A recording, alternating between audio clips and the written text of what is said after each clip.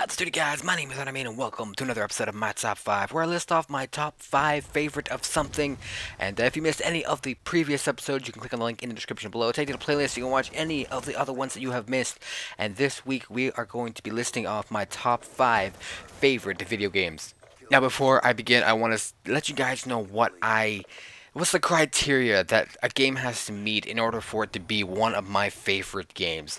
And a lot of it is to do with the replayability. How many times did I play that game over and over again after I beat it? If it's just a game that I beat once and I never played again, even though like the story was remarkable, the gameplay was remarkable, the graphics were awesome, all that stuff, but if I never play that game again, it's not going to make this list. An example of that was Heavy Rain. I thought Heavy Rain was well done, great graphics, great storytelling. It was very innovative in terms of, being a video game, but I only ever played it through once, maybe twice, just to change the story around, see what it was different. But overall, I never really played it again. Moving on to our honorable mentions this week, and our first one is going to be Call of Duty Black Ops 1. I want to say Black Ops 2, but I feel like I should ride the entire wave before I decide on whether or not it's going to replace Black Ops 1 as my favorite Call of Duty.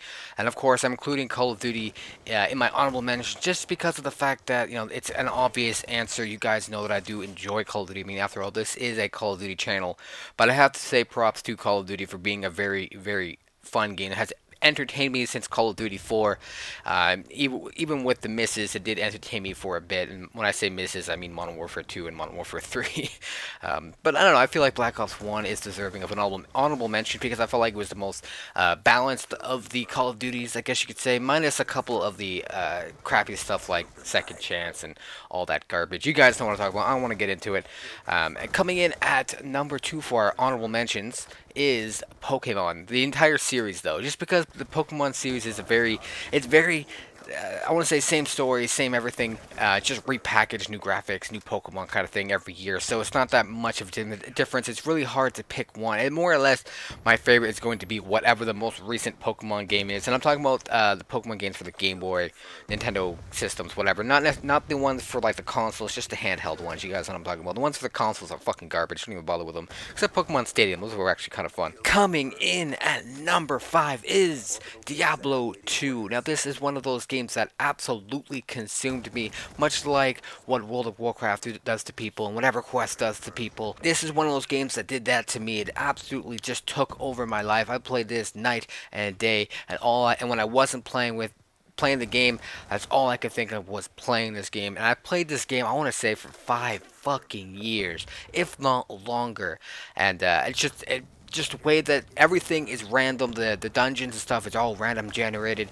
And the funny thing is that it's one of those games that where you're always looking for the better item. That is the main goal of the game. Always look for that better item just to build up money and all that stuff. There's no real end goal to it. But nonetheless, it consumed me, and it's probably one of my favorite games. I wanted to say Diablo 3, but unfortunately Diablo 3 lacked that replayability aspect of it. I don't know, that's just me. Coming in at number 4 is Earthbound.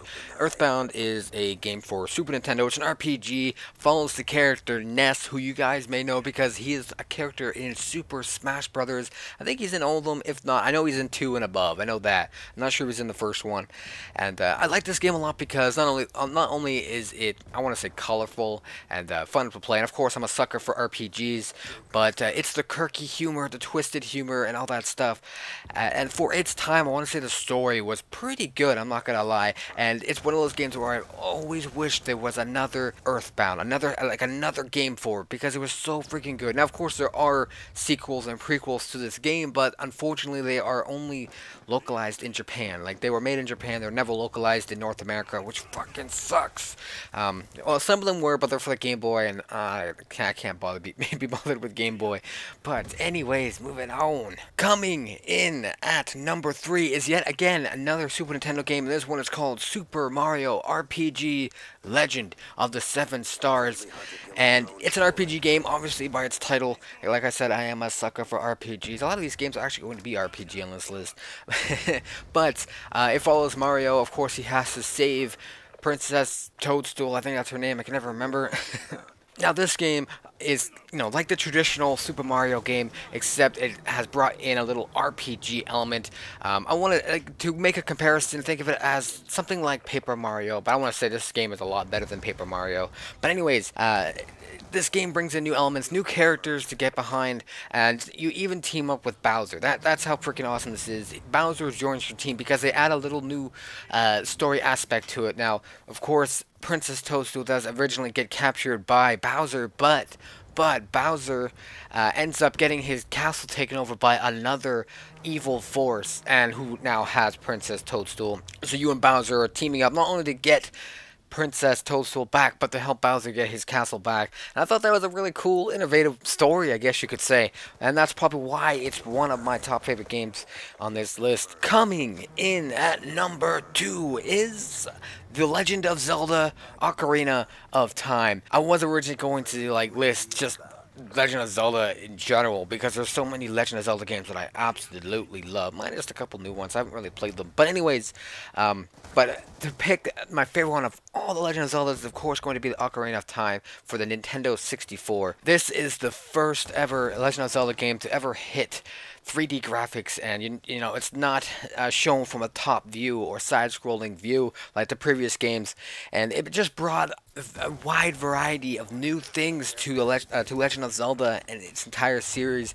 And a lot of the stuff that is in this game, the new stuff that was in this game, has been carried over to the future games, which became staples in the future games. Like, that says something about a game right there, when they do new and innovative ideas, which then carries on and becomes a staple in its future games. And fuck, it's probably even staples in other games that are out there today. Probably the biggest thing that I like about this game is the ocarina itself, and the songs that you can play on the ocarina, mainly because of the fact that I find them all to be extremely catchy. Even today I find myself whistling some of the tunes that you would play on the ocarina. In fact, I even learned how to play one of those songs on the piano. Finally, coming in at number 1 is yet again another RPG, Final Fantasy VII. Of all the Final Fantasies, this one here is my favorite. I feel like the characters are probably the most diverse, the most interesting. They all have a very interesting backstory, and it's probably one of the few games where I can actually get behind some of the bad guys. I think Sephiroth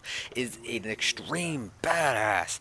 The story behind it all, I think, was well put together. The music in this game, I want to say, is absolutely phenomenal. Like, even now when I listen to other people cover the song, make it heavy metal or whatever, it's fucking phenomenal. And that's, of course, not limited to Final Fantasy VII. Final Fantasy X has some good music as well. But one of the big key aspects that makes me love this game and play it many, many, many, many times is Tifa's boobs. Anyways, guys, thanks for watching. Hope you guys enjoyed this. Don't forget to leave your suggestions for future top 5 episodes in the comment section down below.